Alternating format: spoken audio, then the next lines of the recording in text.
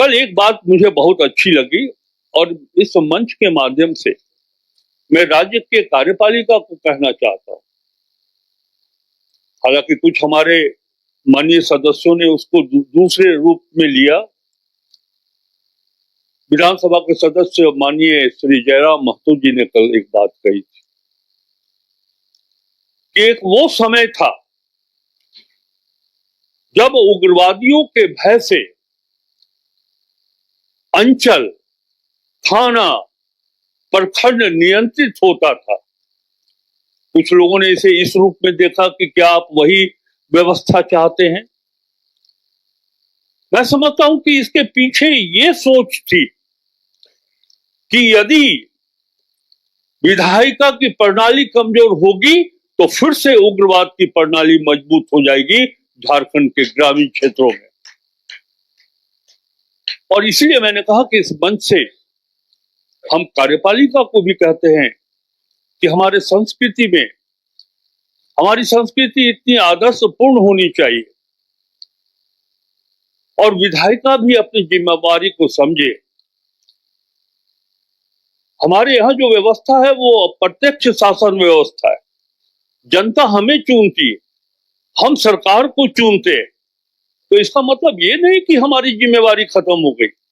आप अपनी विधायी शक्ति को जान लीजिए, लेकिन उस लोकतांत्रिक व्यवस्था के दायरे में रह करके कोई हिंसक सोच नहीं रखनी है। इतनी सारी शक्ति है, प्रिविलेज है, कॉल अटेंशन है, 0 आवर है, और जो घेरा है उससे बाहर तो कोई जा नहीं सकता। इसीलिए समावेशी विकास के बारे में मैं बहुत ही संक्षेप में कहना चाहूंगा। और अभी हमारी बातचीत हो रही थी आदरणीय राज्यसभा के उपसभापति जी से, ये बात मुझे बहुत अच्छी लगी। उनसे जो बातें हुई मैं बहुत ही संक्षेप में रखना चाहता हूं। और एक वित्त मंत्री होने के नाते और जो हमारे राज्य के मुख्यमंत्री जी की सोच है और जिस तरह केंद्र सरकार से झारखंड के प्रति जो व्यवहार है, चाहे वो राजनीतिक व्यवहार हो या आर्थिक व्यवहार हो, उसमें मैं सुचिता कहीं नहीं देख पा रहा। और तब उन्होंने कहा कि राधा कृष्ण जी, विश्व का कोई भी देश अगर आर्थिक रूप से मजबूत नहीं है तो वैसे देश को पूछने वाला कोई नहीं रहता है। झारखंड को भी अगर आगे बढ़ना है तो आर्थिक दृष्टिकोण से झारखंड इतना मजबूत हो कि आंध्रा भी पूछे, केरल भी पूछे, महाराष्ट्र भी झारखंड की चिंता करे। और मैं इस मंच को विश्वास दिलाना चाहता हूं कि माननीय मुख्यमंत्री जी के नेतृत्व में और एक वित्त मंत्री होने के नाते हम सबों का ये प्रयास है, हम सब इसके लिए कृत संकल्पित हैं कि हम अपने राज्य के आर्थिक स्रोत को बढ़ा करके कैसे इस राज्य का समावेशी विकास करें, ये इसके लिए हम प्रतिबद्ध।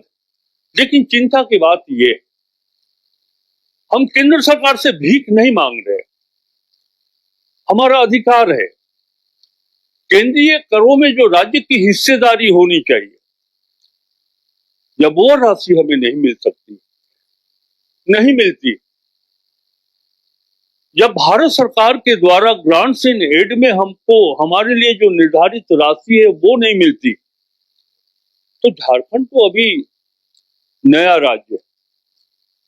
केंद्र की अगर ये सोच बनती है कि चूंकि हमारी वहां सरकार नहीं है इसीलिए उसको दूसरे नजरों से देखे या उधर कम नजर डाले, तो मैं समझता हूं कि जो संघीय व्यवस्था है हमारे संविधान के द्वारा जो दिया गया ये कमजोर हो। मैं ये विश्वास दिलाना चाहता हूं मंच को कि झारखंड की वर्तमान सरकार समावेशी विकास के प्रति पूर्ण रूप से प्रतिबद्ध है और इसी का एक परिणाम है मैया सम्मान योजना। राज्य की आधी आबादी हमारी महिलाओं की है, 80% आबादी कृषि पर निर्भर करती है। और एक बात जान ले इस राज्य को आपसे बेहतर कौन जानता होगा आदरणीय हरिवंश जी। यदि हमारी महिलाएं की सहभागिता न हो तो कृषि प्रक्षेत्र में वो विकास दर हमें नहीं मिल पाएगा जो झारखंड को आज मिल रहा है।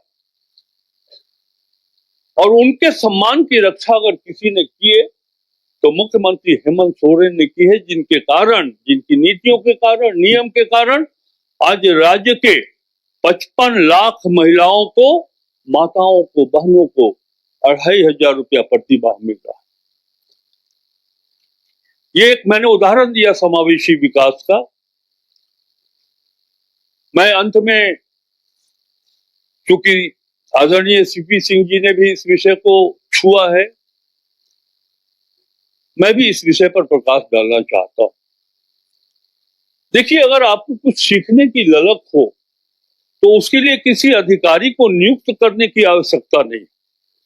1980 में मैं जब पहली बार विधायक हुआ था एकीकृत बिहार में, तो डेहरी ऑन सोन में 6 अनुसूचित जाति की हत्या हो गई। डॉक्टर जगन्नाथ मिश्रा मुख्यमंत्री थे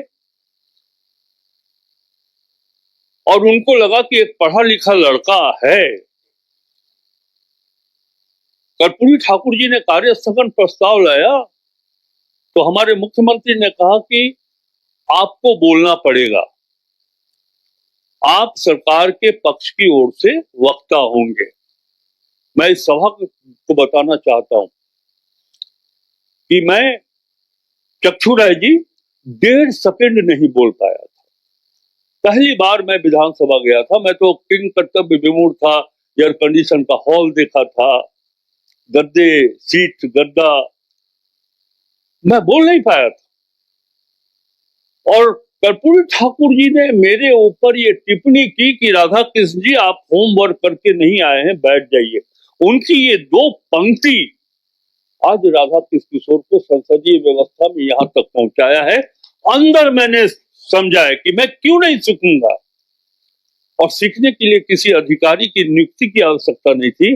मैं प्रशाखा में जाता था, क्वेश्चन सेक्शन में जाता था, कॉल अटेंशन सेक्शन में जाता था, सीखा हूं। मैं ये नहीं कह रहा हूं कि मैं परिपूर्ण हो गया हूं, लेकिन सीखने की ललक अगर विधायिका